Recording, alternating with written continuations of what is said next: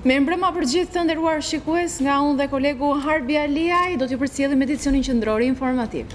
Mirëmbrëma, do të jem me kolegen Senada Jao, më parë ju njohim me titujt kryesor të këtij edicioni. Largimi i antarit të gjykatës së lartë Andi Çeliku fut në kolaps gjykatën e lartë duke të kurrur në 9 antar nga 19 që duhet të ketë. Çeliku ishte caktuar së fundmi si relatori i çështjes në shumë diskutuar doshi Froku Bami.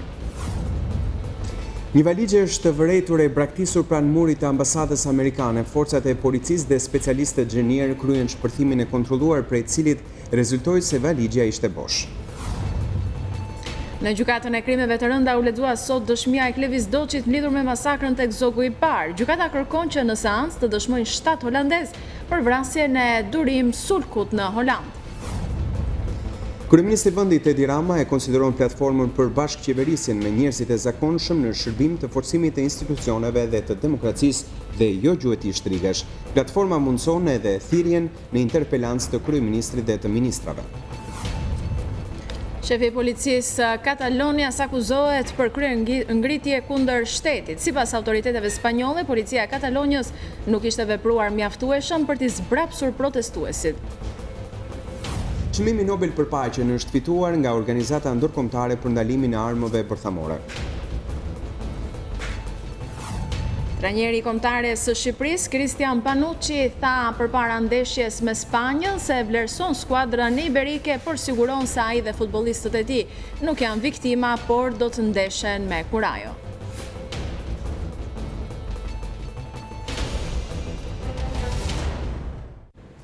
Shikues të nderuar, ishin këto titujt të kryesor, vjuajmë edicionin më gjerësisht.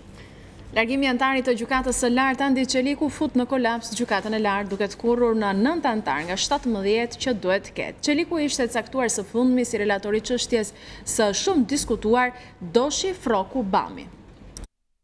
I caktuar së fundmi me short si relatori i çështjes së shumë diskutuar doshi Froku Bami, antari i gjykatës së lartë Andi Çeliku vendos të lërë detyrën. Vendimi i tij fut në krizë gjykatën e lartë, të cilës tashmë i duhet të funksionojë me 9 antar nga 19 të tillë që duhet të ketë. Mbarimi i mandatit të këtij antari u deklarua nga trupa e gjyqtarëve në mbledhjen e 29 qershorit 2017. Po në këtë mbledhje u deklarua mbarimi i mandatit edhe për gjyqtarët Ariana Fullani, Evelina Qiriao, Guxim Zenelaj dhe Aleksandër Muskaj. Po ndërsa këta të fundit zgjodhen të largohen nga detyra, Çeliku vendosi të qëndronte në detyrë deri në zëvendësimin nga një antar i ri. 3 muaj më vonë krejt papritmas ai njoftoi kryetarin e gjykatës për dorëzimin e detyrës me arsyetimin se i kishte përfunduar mandati. Lidhur me këtë situatë të paprecedent të krijuar në këtë institucion, kryegjykatësi Zaganjori njoftoi presidentin e vendit Ilir Meta, referuar shifrave zyrtare. Gjykata e lartë aktualisht ka stok më shumë se 20.000 dosje që presin radhën për të gjykuar. Një valigje është vërejtur e braktisur pranë murit të ambasadës amerikane. Forcat e policisë dhe specialistët xhenier kryen shpërthimin e kontrolluar prej të cilit rezultoi se valigja ishte bosh. Një valigje lënë pranë murit të ambasadës amerikane ka alarmuar policinë e shtetit dhe stafin e ambasadës pas dyshimeve se në valigje mund të kishte lënë shpërthyese. Një telefonat në sallën e policisë të Tiranës rreth orës 13 angazhoi drejtues të lartë të policisë dhe forcat e specializuara për këtë ngjarje, duke marrë masa në rrethimin e zonës dhe evakuimin e qytetarëve aty pranë. Zona mbajt e rrethuar për rreth një orë derisa ekspertët e Gjenius mbërritën për të skanuar valigjen plastike e ndodhur në një zonë mjaft të populluar të Tiranës. Ata bënte shpërthimin në komanduar të valigjes, e cila rezultoi bosh.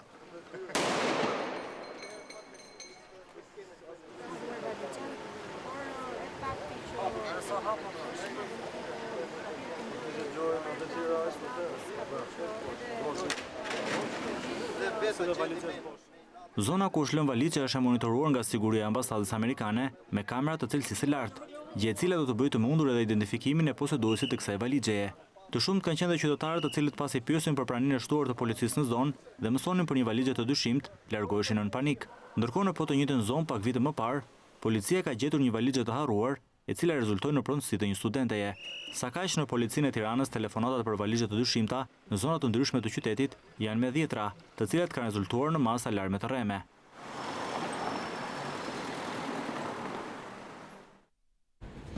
Qëndrimi I hapur dhe jashtëpër I ambasadorit amerikan në Shqipëri në raport me krimin dhe drejtësinë e korruptuar ka tërhequr vëmendjen e medias evropiane. Gazeta zviceriane Basler Zeitung e cilëson Donald Ljun super shqiptari. Gazeta shkruan kështu se diplomati amerikan është I shqetësuar për të ardhmen e Shqipërisë dhe nuk nguron të atakojë edhe atë që I quan mbretërit e botës së krimit. Mirdita. Super shqiptari e ka quajtur gazeta zvicerane Basler Zeitung ambasadorin amerikan në Tiranë, të cilit I ka kushtuar një shkrim të gjerë. Në të thuhet se në krye të misionit diplomatik të Shteteve të Bashkuara në Shqipëri, Donald Lu po godet fort dhe me emra konkret kriminalet në këtë vend, po bën thirrje të vazhdueshme për hetimin e prokurorëve dhe gjykatësve të korruptuar. Në shkrim vret se ndonjëherë ambasadori Donald Lu I shkel rregullat e diplomacisë dhe merret si shembull fjalimi I kësaj jave kur diplomati amerikan bëri deklarata të forta dhe të drejtpërdrejta për sistemin e drejtësisë. Ai kërkoi që qeveria të shpall luftë krimit të organizuar dhe të arrestojë peshqit e mëdhenj. Më pas diplomati foli me terma konkret. 4 klane mafioze kontrollojnë Shqipërinë, tha Lu. Ai përmendi emrat e 3 mbretërve të botës së krimit që kanë korruptuar edhe drejtësinë shqiptare: Emiliano Shullazi, Lul Berisha dhe Klement Balili. Gazeta shkruan më tej se Shqipëria është ndruar në një nga prodhuesit më të mëdhenj të marijuanës në vitet e fundit, ku baronët e drogës fitojnë miliarda, me të cilat korruptojnë parlamentarët, prokurorët dhe policinë. Kryeministri socialiste Edi Rama I zgjedhur për një mandat të dytë premton sipas gazetës luftë kundër industrisë ilegale të kanabisit. Dhe duke I rikthyer figurës së diplomatit amerikan, gazeta zvicerane shkruan se Donald Lu është I shqetësuar për të ardhmen e Shqipërisë më shumë se sa për politikat e brendshme. Ai e drejton gishtin tek zyrtarët e korruptuar dhe inkurajon qytetarët që të kërkojnë llogari politikanëve. Ta bëjmë Shqipërinë në aliat më të fuqishëm të NATO-s. Ai fitoi zemrat e shqiptarëve kur erdhi në krye të misionit diplomatik dhe ju foli atyre shqip, ndërsa tani po lufton që ëndra shqiptare të bëhet realitet, një shtet funksional që t'i bashkohet Bashkimit Evropian. Super shqiptari kërkon reformën e drejtësi, që do të rishqyrtojë 800 gjykatës dhe prokuror. Nga Korça, ambasadori italian Alberto Cutillo teksa foli për ngjarjet kriminale në vendin tonë, tha se Shqipëria duhet bëjë më shumë për të luftuar bandat dhe për t'i ndëshkuar. Diplomati italian u shpreh se pavarësisht progresit Shqipëria duhet vijojë me plotësimin e kritereve të përcaktuara nga Bashkimi Evropian. Teksa bandat kriminale ditët e fundit janë kryefjale përdorur nga politikan, ambasador dhe opinioni, diplomati italian Alberto Cutillo është shprehur se nuk është vetëm problemi I Shqipërisë, por I të gjithë botës. Nga Korça, ambasadori tha se Italia mbetet partneri kryesor në luftën kundër krimit dhe kanabisit. È un problema non solo dell'Albania ma di tutti I paesi del mondo e sicuramente anche delle... Krimi në fakt nuk është diçka që ka nisur vetëm në Shqipëri, sigurisht që funksionon në të gjithë botën, por kemi bashkëpunim shumë të mirë në luftën kundër tij, sidomos në pjesën e reagimit të kanabisit. Ajo që besoj se duhet të përmirësohet në Shqipëri është lufta kundër grupeve të mëdha kriminale dhe të gjitha këto grupe kriminale duhet të vijen para drejtësisë, të procedohen dhe fajtorët të dënohen. Nuk ka ndodhur deri më sot. Cutillo vlerëson se Shqipëria ka bërë progres drejt integrimit në Bashkimin Evropian, duke e plotësuar kriteret e përcaktuara. L'Albania sa che per aprire I negoziati di... Shqipëria e di se për të hapur negociatat drejt integrimit të Bashkimit Evropian duhet të bëj progres në 5 prioritete. Një ndër to është betejë kundër krimit. Nuk është një e re, kështu ka qenë ndër vite.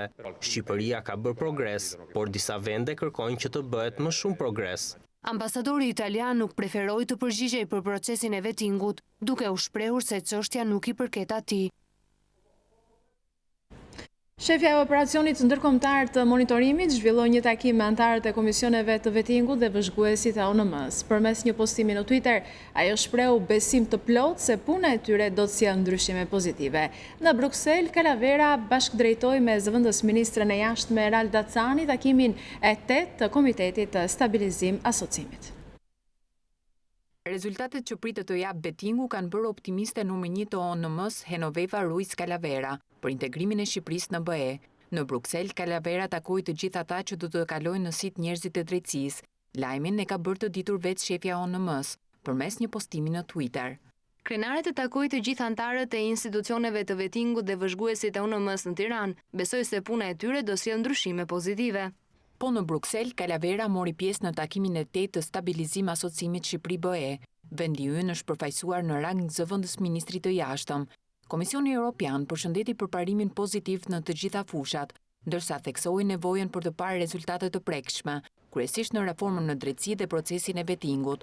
KE kërkoi nga vendi ynë vijimin e progresit në të gjitha prioritetet, duke përfshirë luftën kundër korrupsionit dhe krimit të organizuar, kultivimit dhe trafikimit të kanabisit, reformën në administratën publike dhe të drejtat themelore. Gjykata e Durrësit e ka cilësuar të lishëm arrestimin e Mariele Fierzës i përfolur për lidhje me ish-bandën e Durrësit Lul Berisha. Togat e zeza dhanë për të arrest me burg për akuzën e armëmbajtjes pa leje, ndërsa lanë në detyrim paraqitje mikun e tij. Gjykata e Durrësit ka vendosur ta konsiderojë të ligjshëm arrestimin në flagrancë të dy shtetasve, Qendror dhe të Mariel Fierzës nga policia e Durrësit, të cilëve ju gjetën dy armë tip pistolet në automjetin e tyre Porsche 2 ditë më parë. Gjykatësi Paulin Qera në fund të seancës gjyqësore vendosi burg pa afat për Mariel Fierzën dhe detyrim paraqitje para oficerit të policisë gjyqësore çdo të hënë për shtetasin tjetër Qendror Nashiaku.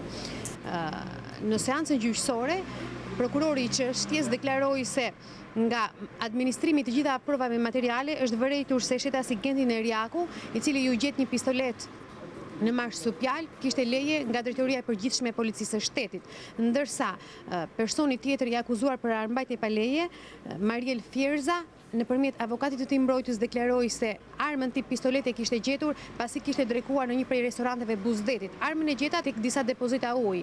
Isha nisur ta dorëzoja në policinë e Durrësit, por pa mbërritur në polici më ka ndaluar një patrullë dhe më ka gjetur armën pa leje. Pavarësisht këtij pretendimi, gjykatësi vendosi burg pa afat për Mariel Fierzën. Në gjykatën e krimeve të rënda u lexua dëshmia e Klevis Doçit lidhur me masakrën e 3 fisht ndodhur në maj të vitit 2015 tek bulevardi Zogu i Parë, ku e pranishme ishte edhe nëna e 2 vëllezërve sulku të vrarë në historinë e Ekmarrjeve.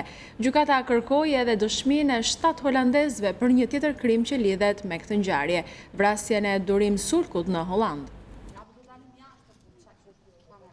Gruaja me të zezër gjysere Sulku, nëna e Durim e besnik Sulkut, i pari i vrarë në Holland dhe tjetri viktime masakrës së 27 maj 2015 në bulevardin Zogu i Parë në Tiranë, krejt e vetme e moshuara mbërrin çdo të premte në gjykatën për krime të rënda për të ndjekur gjyqin ndaj vëllezërve Markeliane e Klevi Doçi në akuzë për vrasjen për gjakmarrje të djemve të saj. Nëna e viktimave shprehet se ka të vështirë të shohë në sy të pandehurit, që sikurse thot ajo i mbyllën derën, por shton se nuk do të ndalet derisa drejtësia të vihet në vend. Markeliane Doçi më ka vrarë diçonat, edhe du me a ditë se sa të dënohet. Në qoftë se nuk dënohet dënim me përjet, unë të kërkoj ku tjetë manal. Për këtë punë do të vendosë ligji.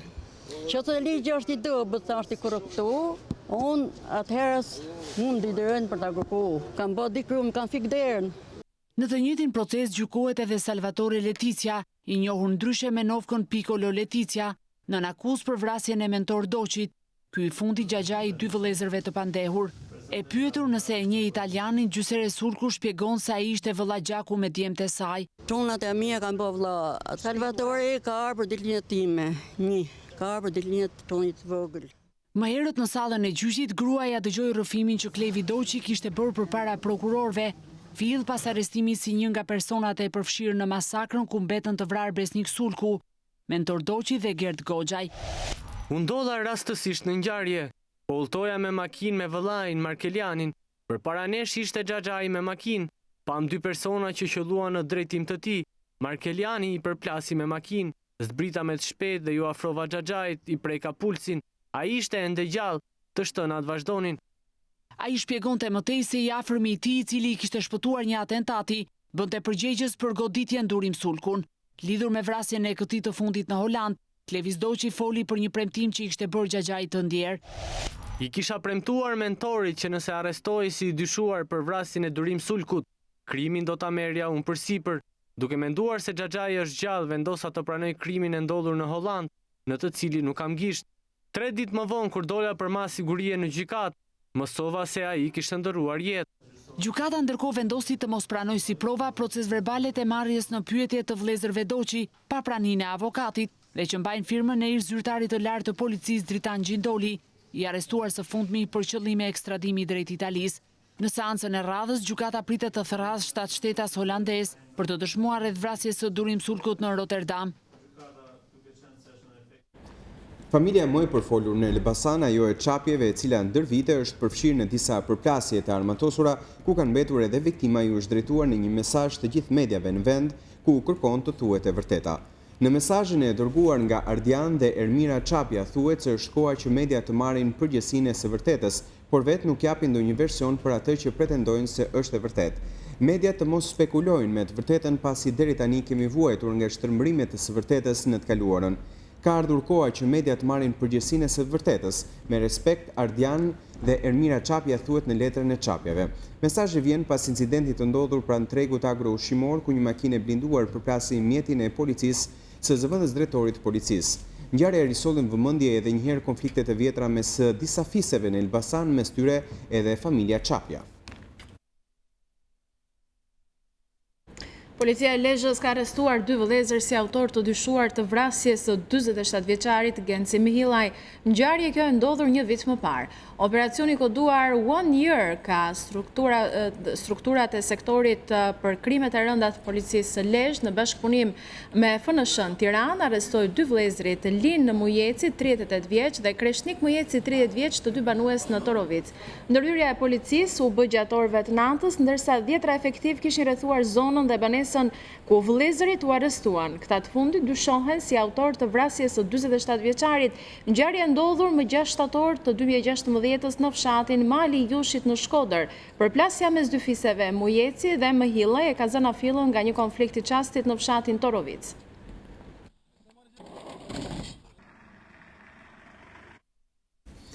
Një 20 vjeçar është marrë peng dhe është dënuar për rreth 4 orë nga disa persona në qytetin e Fierit. Në 3 shtator, Fabian Lika, banues në fshatin Petov, ka depozituar në polici një kallëzim penal ku denoncon se në datën 2 shtator është dënuar nga disa persona të cilët e kanë mbajtur peng në një banesë. Policia e qytetit të Fierit menjëherë pas ngjarjes referoi rastin në policinë e shtetit, duke vënë në lëvizje edhe prokurorinë, e cila ka nisur hetimet për zbardhjen e ngjarjes dhe identifikimin e autorëve. Deri më tani nuk ka asnjë të arrestuar për veprën penale heqje e paligjshme e lirisë, ndërsa hetimet vijojnë.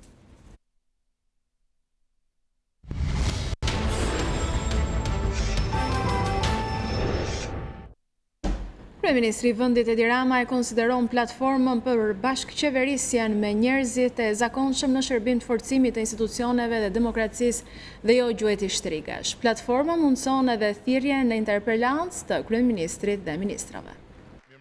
Kryeministri i vendit Edi Rama ka prezantuar platformën për bashkëqeverisjen me qytetarët.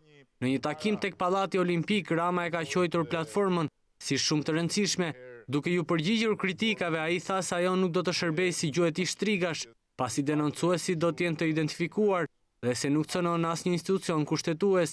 Ky mekanizëm e përforcon demokracinë dhe forcon më shumë edhe vetë institucionet.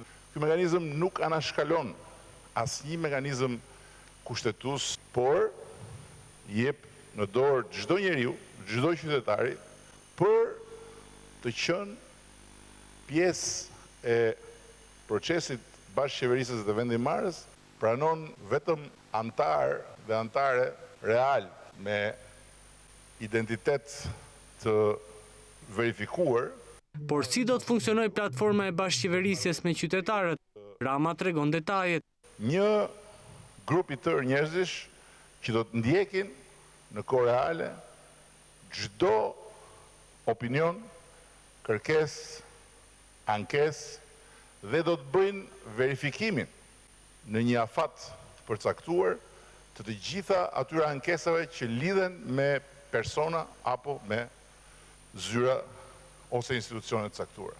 Platforma mundson edhe thirrjen në interpelancë të kryeministrit dhe ministrave për një problem komunitar, për një problem me ndjeshmëri rajonale, për një problem të nxehtë kombëtar, mund të kërkojnë në interpelancë cilin do prej nesh. Dhe platforma do të ketë ekranin e vetë, ku në kohë reale do të bëhet interpelanca me kryeministrin, zëvendës kryeministrin apo cilin do antar kabinetit sipas tematikës. Stafi që do të punojë për platformën për bashkëqeverisjen me qytetarët do të jetë i atashuar në kryeministri dhe në çdo ministri. Mund të kenë akses. Një ditë përpara se kryeministri i vendit Edi Rama të zbulojë emrat e zëvendës ministrave në Asamblenë e Përgjithshme të Partisë Socialiste, News24 zbulon disa prej tyre. Te Ministria e Jashtme, Rama ka zgjedhur një minoritare pjesë e listës Partisë Socialiste në Gjirokastër, Artemis Dralo. Tek Ministria e Brendshme, një nga emrat e rikonfirmuar është Rovena Voda, e cila ka punuar edhe me Fatmir Xhafën. Tek Ministria e Ekonomisë dhe Financave rikonfirmohet Ervin Mete, ndërsa flitet edhe për ish drejtoreshën e lojrave të fatit Luneda Sulafi dhe Etienne Xhafaj. Një tjetër emër i lakuar është edhe Besa Spaho në Ministrinë e Bujqësisë. Së bashku me zëvendës ministrat, pjesë e agjendës asamblesë së ditës së shtunë do të jetë edhe prezantimi i programit për 100 ditët e para të qeverisë së dytë, si dhe zgjedhja e kryesisë së re të Partisë Socialiste. Procesi i integrimit do të rrisë konkurrueshmërinë pozitive mes vendeve të rajonit. Kështu është shprehur guvernatori i Bankës së Shqipërisë Genseko gjatë konferencës së 7 të Bankës Qendrore Europiane për Europën qendrore lindore dhe juglindore. Guvernatori Seko nënvizoi se politikbërja makroekonomike është përmirësuar së fundmi duke ndihmuar në arritjen e një rritje ekonomike afatgjatë gjithëpërfshirëse edhe të qëndrueshme. Mëtej, guvernatori Seko u shpreh se ardhmja politike afatgjatë dhe prosperiteti ekonomik lidhet ngushtë me procesin e integrimit në Bashkimin Evropian. Sipas kreut të Bankës Qendrore, megjithse vendet e rajonit të Europës Qendrore Lindore dhe Juglindore kanë dallime midis tyre, përfitimet ekonomike dhe politike nga procesi përbëjnë një specifik të përbashkët.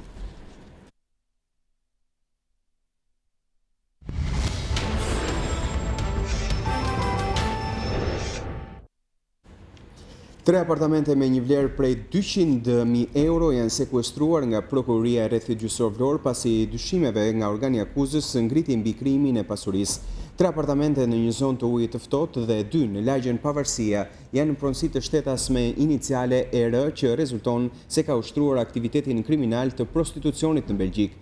Sekuestrimi i apartamenteve u bë me vendimin e gjykatës së Vlorës pas kërkesës së prokurorisë se shtetësja ER nuk justifikon me burime të lishme financimi e blerjes së pasurive të patunshme.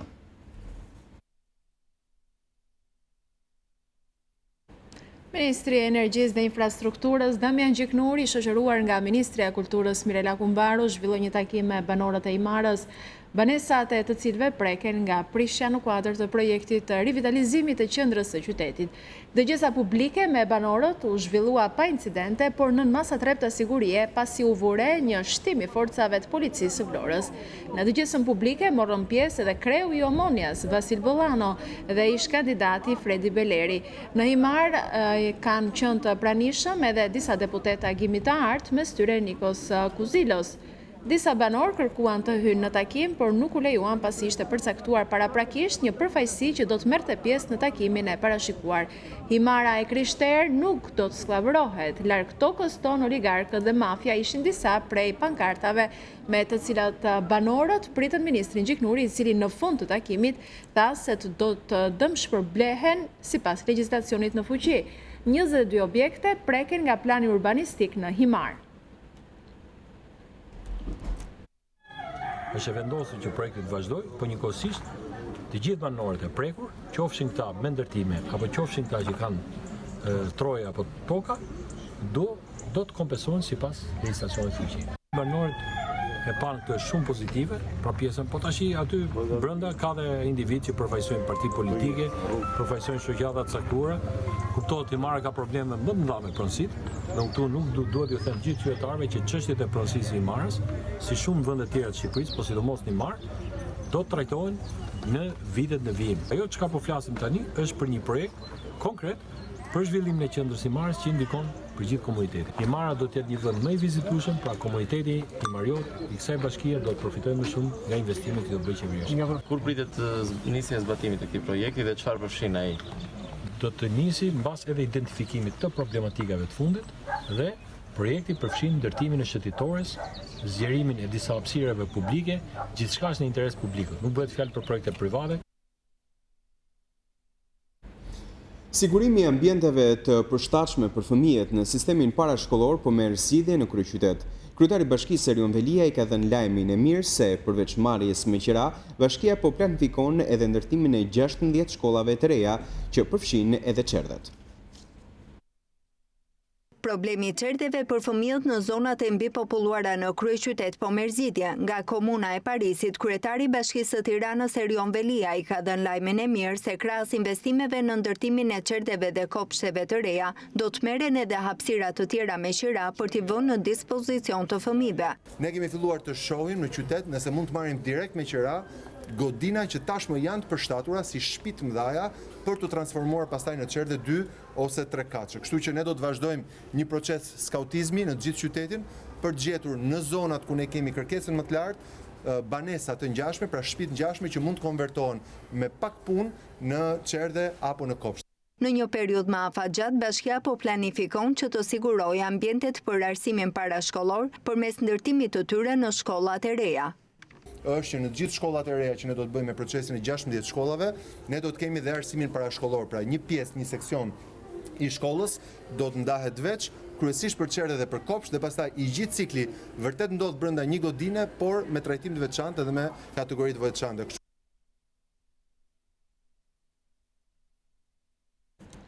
Një histori e trisht është trajtuar sot në studion e emisionit Me zemër të hapur. Një 29 vjeçare nga jugu i Shqipërisë ka rrëfyer jetën e saj se si u abuzua seksualisht nga një këngëtar i muzikës popullore shqiptare dhe sot ka sjell në jetë një vajzë e cila është 3 vjeçe.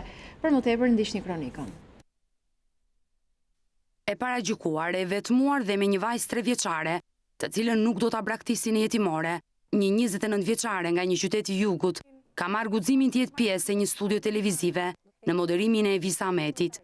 Ajo ka bërë publike jetën e saj me një burr të martuar, këngëtar i muzikës popullore.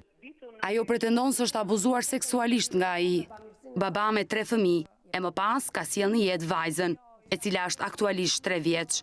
Për një orë gjysmë transmetim, kjo nën ka treguar gjithë vuajtjet e saj dhe se si bashkëshortja e këngëtarit e detyronte të braktiste fëmijën.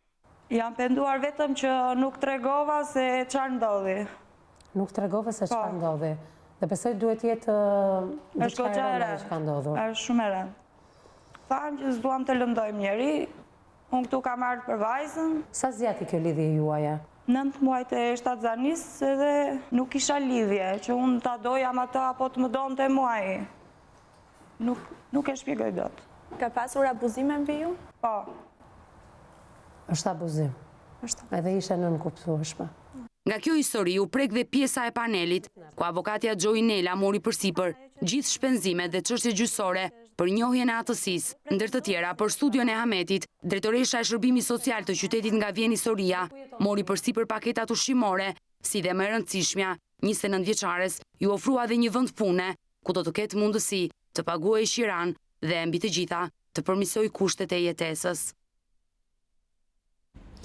Gjatë gjithë jetës kanë punuar me plumb për të shtypur botimet e kohës, por pas më shumë se 20 vite punë në kushte të rënda, ata nuk kanë asnjë status të veçantë dhe trajtohen si të gjithë punonjësit e tjerë. Bëhet fjalë për tipografët, mosha mesatare e jetës së cilëve është rreth 50 vjeç. Ata që jetojnë kërkojnë që të kenë një trajtim të veçantë.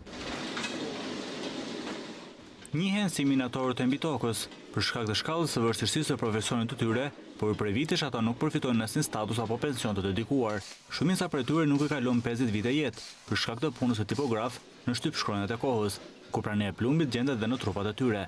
Kanë punu me atë plumb, e kanë marrë në dorë, e kanë fut në makinë, pra gjithçka është dholltitur nga organizmi këtyre.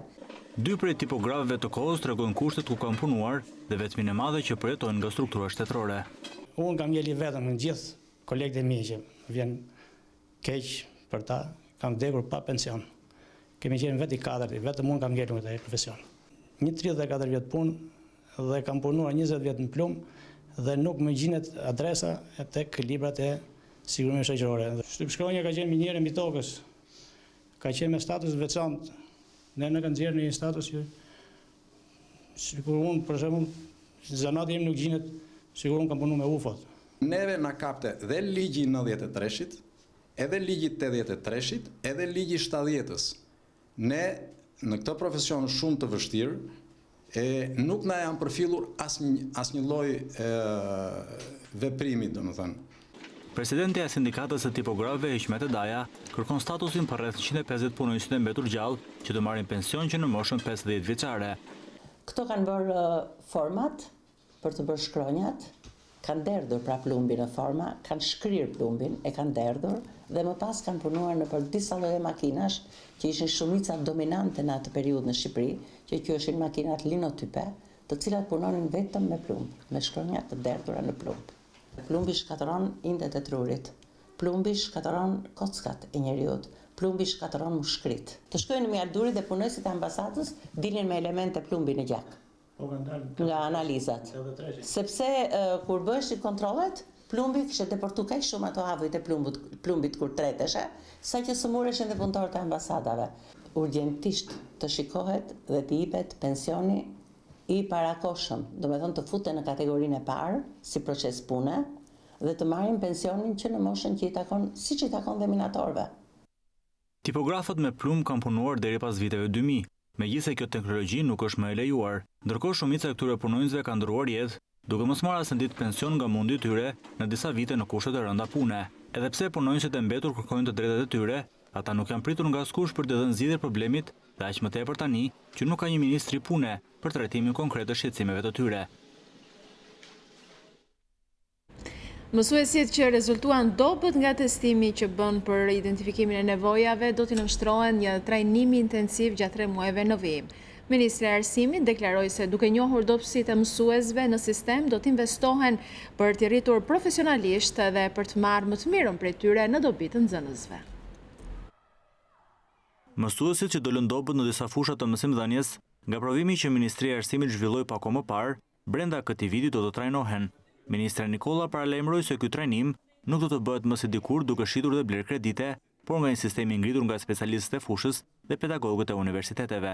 Gjithë mësuesit që në një apo në disa fusha kanë performuar dobët, do të kenë një kualifikim me pedagog dhe profesionist më të mirë, një kualifikim intensiv në mënyrë që ne pas 100 ditëve të para t'ju themi nxënësve, publikut dhe prindërve që kemi një situatë të re me rreth 2200 mësues. Pastaj, ne do të vijojmë të proces me 20.000 mësuesit, për cilët edhe për këta kemi të identifikuar nevojat që kanë në fusha ndryshme për kualifikim. Deklarata e Ministres së Arsimit u bën nga Shkolla Kushtrimi i Lirisë, ku i dha çmimin mësuese e vitit, mësuese së gjuhës tërësisë, Durata Myrtollari. Çmimi kombëtar mësuesi i vitit në Shqipëri për vitin 2017 e merr zonja Durata Myrtollari, e cila është dhe fituese e çmimit të madh.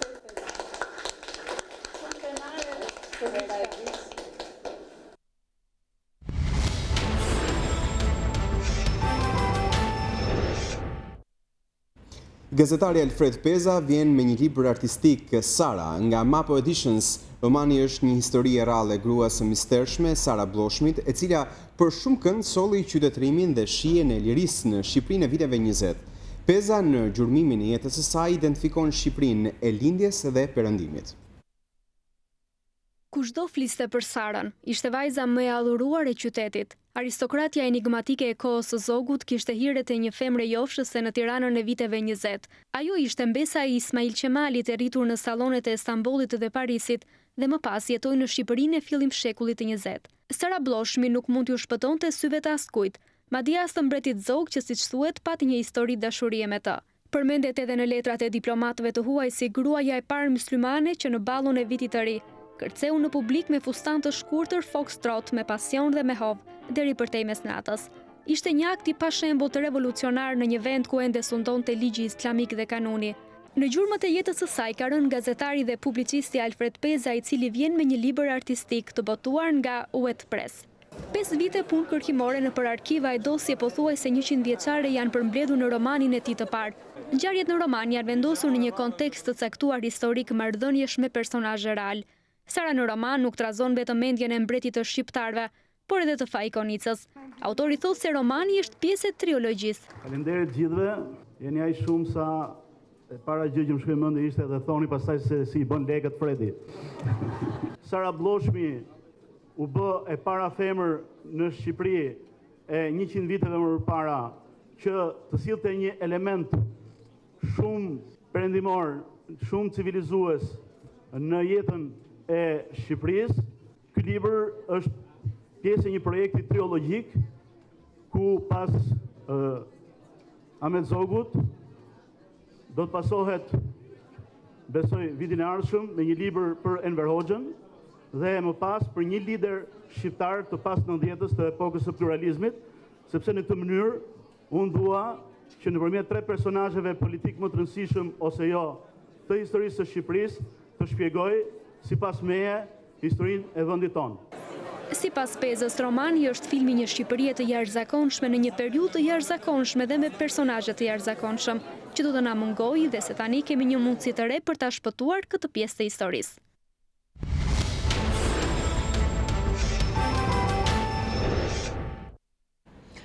Shpar feston një vjetorin e prezencës në Shqipëri. Në këtë një vjetor, të gjithë klientët e Shpar Albania kanë mundësi të bëjnë pjesë e shorteut për të fituar një apartament në kryeqytet.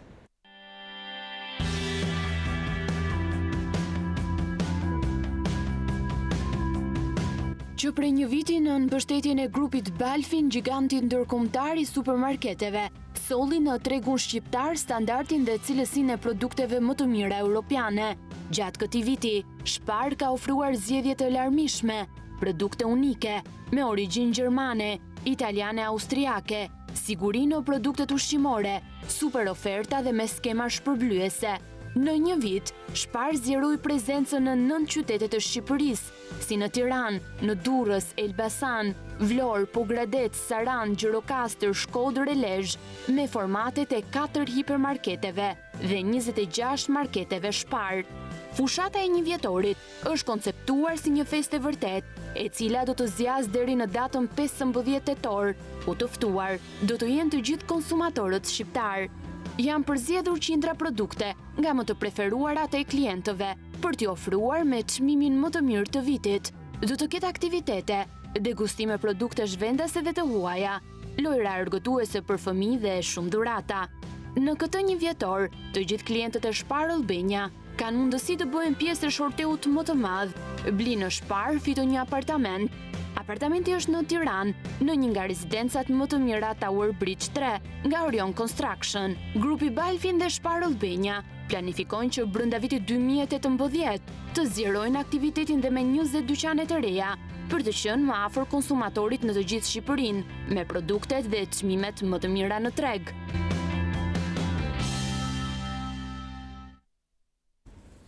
Qendra tregtare Univers ka ulur çmimet në dyqanet e saj deri në masën 80%, që të u feston 12 vjetorin e krijimit, duke shpërblyer blerësit me ulje drastike çmimesh dhe kupona dhurat. Blerësit mund të përfitojnë nga ofertat për të bërë blerjet e dëshiruara deri ditën e diel.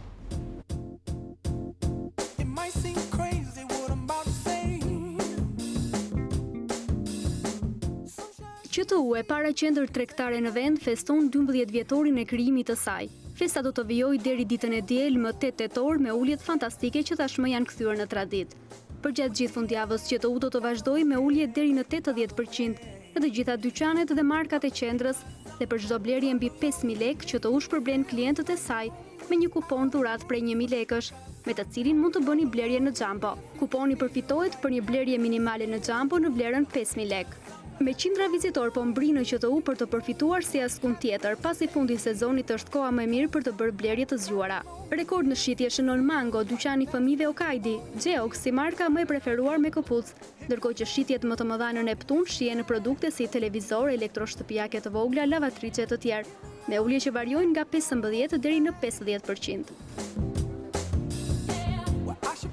Shifra rekord janë shënuar në një pjesë të mirë të dyqaneve të qendrës dhe klientët shprehen mjaft të entuziazmuar dhe të kënaqur, që kanë mundur të përfitojnë nga ofertat duke bërë blerjet e dëshiruara me çmime jashtëzakonisht të lira. Po shikoj që goxha ulje edhe në për bluze, në për pantallona, tu për shembull. Janë goxha ulje. Ka ulje. Mirë, shumë mirë. Çfarë po shikoni? Po shikojmë dalim nga ato shtëpiake, shohim mirë. Kishte ulje në çdo lloj dyqanesh në të gjitha vendet. Çfarë ke bler? Kam bler rroba. Po, ka shumë ulje. Fundjava do të vijojë me zbavitje, festime, lojra, evente për fëmijë dhe muzikë. QTU është destinacioni preferuar për mbi 7.1 milion vizitorë çdo vit.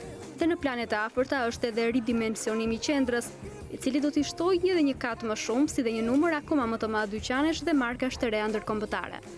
QTU ka revolucionarizuar të gjithë tregun e shitjes me pakicë në Shqipëri duke sjellë koncepte të reja, të panjohura më parë në tregun shqiptar, si dhe duke ofruar për konsumatorin markat më të mira dhe standardet më të larta të shërbimit, cilësisë dhe kujdesit ndaj klientit.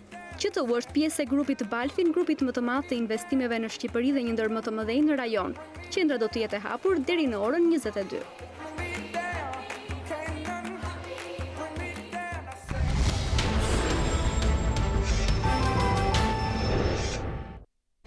Politikan dhe ekspert në Gjermani pas zgjedhjeve të fundit parlamentare po flasin për mure të reja që janë krijuar në mendjet e njerëzve. Jam lidhur tani në Gjermani me Auron Dodin në Deutsche Welle.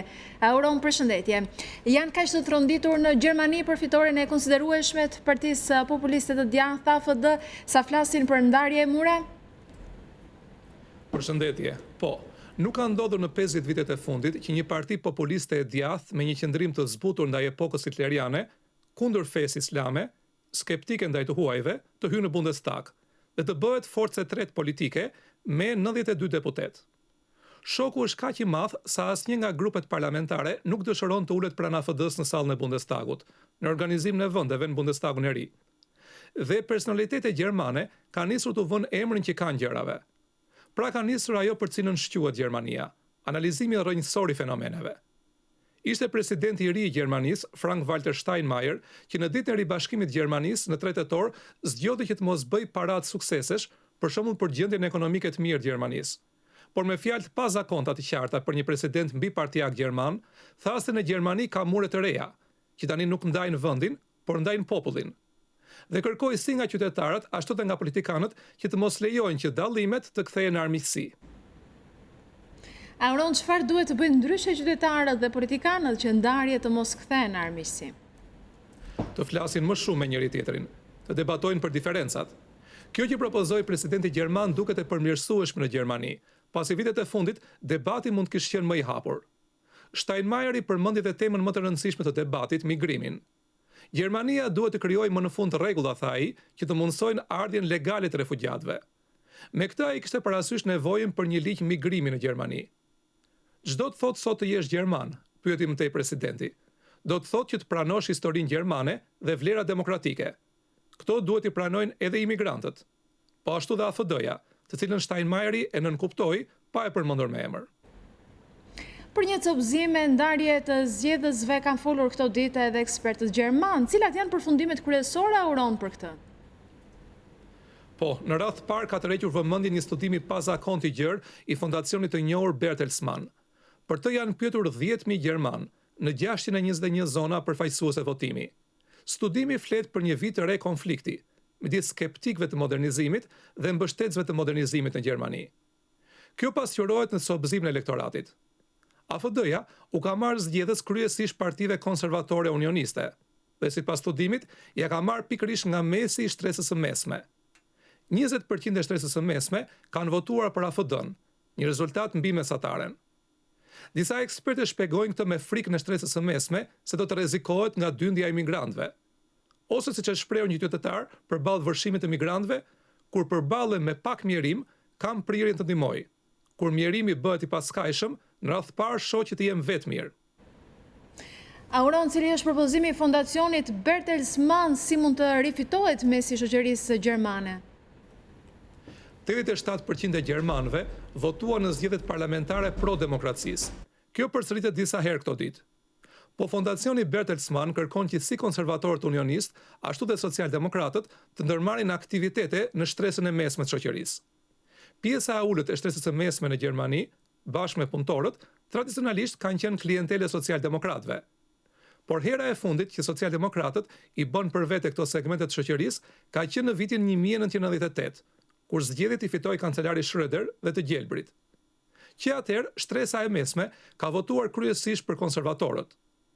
Studimi këshillon që unionistët ta vënë në qendër të vëmendjes shtresën e mesme të shoqërisë, sepse mund t'i humbas. Ndryshe për 15-20 vjet, edhe konservatorët unionistë mund të mbërrinë në gjendjen e socialdemokratëve sot. Pra të marrin në zgjedhje jo më gati 33% sa morën, por vetëm 20% sa morën socialdemokratët. Auron, faleminderit për gjitha informacionet që përcollen në studio. Shikues të nderuar, ne kemi përfunduar edicionin qendror informativ. Përpara se të ndajemi, ju rikujtojmë që për çdo lajm të fundit në kohë reale ju mund të klikoni në balkanweb.com, aty gjithashtu mund të shfletoni online edhe gazetën shqiptare, gjithashtu duke klikuar mbi live stream mund të ndiqni në çdo moment News24. Ju falenderoj për vëmendjen tuaj. Mirupafshim. Mirupafshim.